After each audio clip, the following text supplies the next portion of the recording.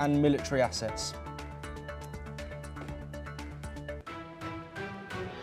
But we start this hour in the Middle East, as Gaza's civil defense agency has said today that Israeli airstrikes have killed at least 30 Palestinians, including women and children, in the central Nuseirat district.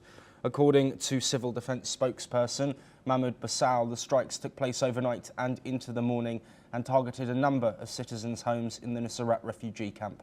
According to the local Al-Orda hospital, 14 women and 12 children died in these strikes. Let's now listen to some Palestinians living in Gaza for their response to the latest strikes.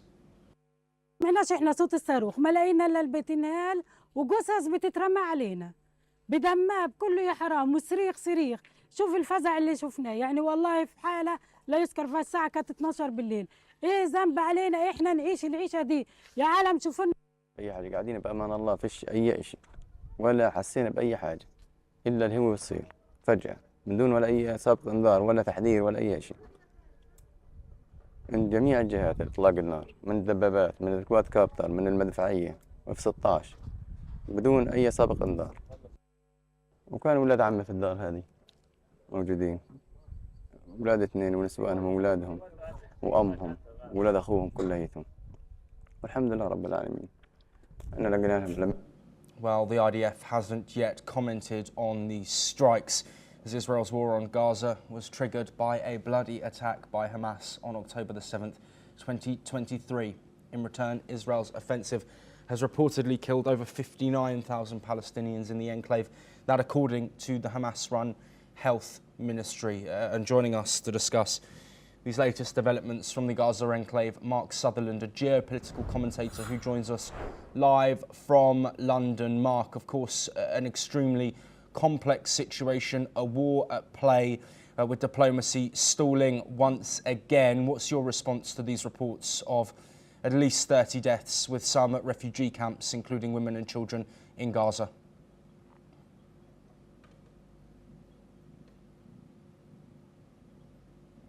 Mark, are you able to unmute yourself if possible? Joshua, I do apologise. Good to join with you again.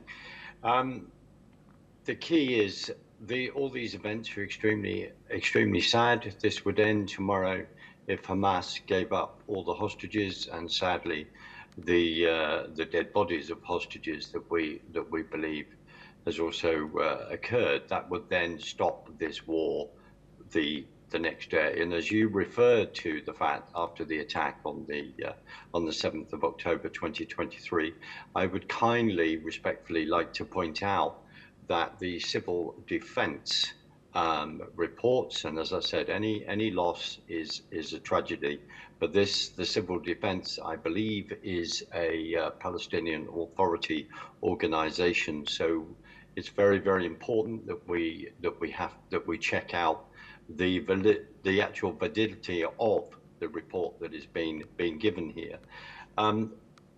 The thing is, Josh, is there is a huge propaganda war going on, and as people are saying, they talk about starvation, etc. There is enough food going in.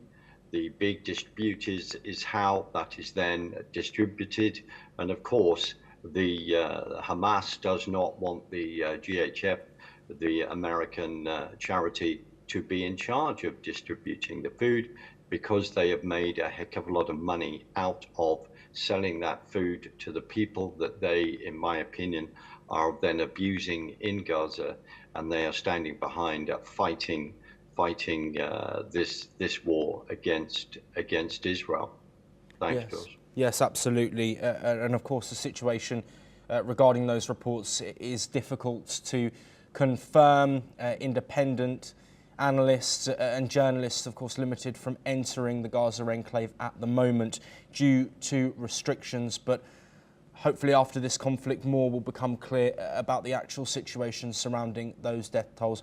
But of course, Mark, you mentioned there the hostages being held, both dead and alive, still by Hamas.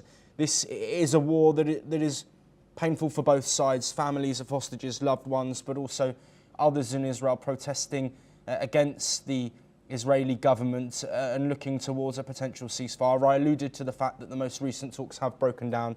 Where do we go next? Because whether it's 59,000 or whether it's 10,000, the number of deaths, the number of displacements, and the number of displaced people in the Gaza enclave, it is clear to see. The visuals are there. We can see the buildings that have been destroyed. We can see the pain on Israelis' faces when news around hostages dying or still being held is brought up. What next? How can diplomacy continue after the breakdown of the most recent talks? And how does this dire situation for all involved come to a conclusion? I think respectfully, as I say again, this is in the hands of Hamas.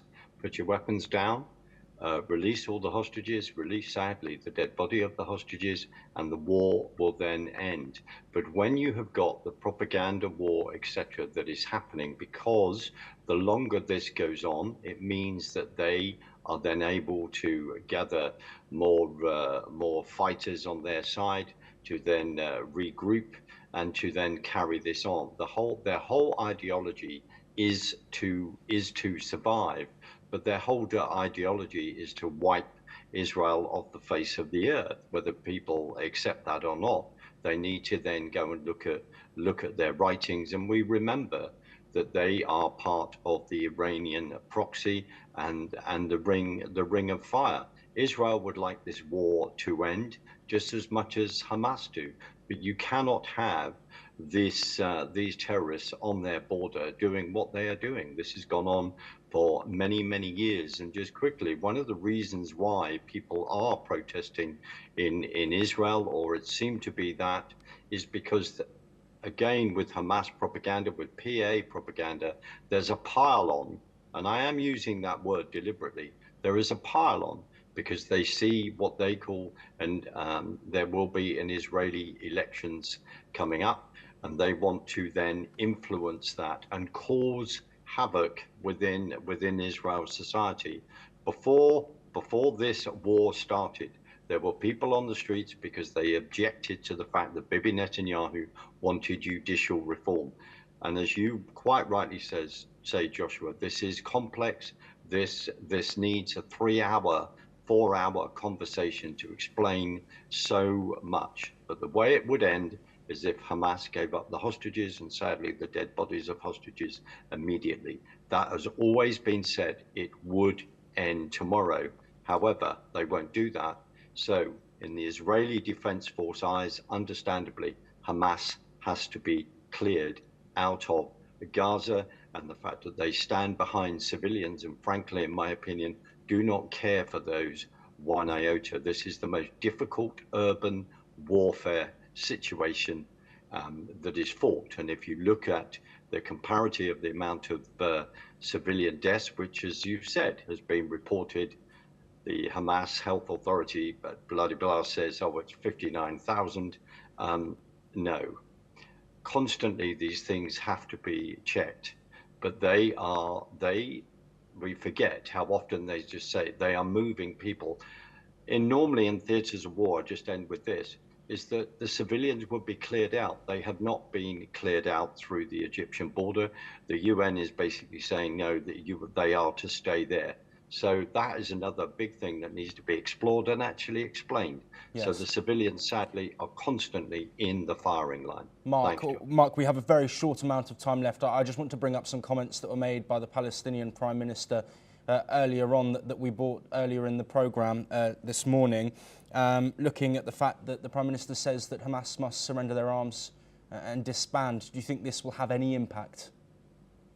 Well, if that individual is saying that, then fantastic. But very often people speak out of one side of their mouth, but they don't mean it on the other side of their side of the mouth. But if they're calling for that, then that is extremely good news, and that must happen, Joshua. Mark Sutherland, as always, thank you ever so much for joining us and discussing that difficult topic. Of course, so much to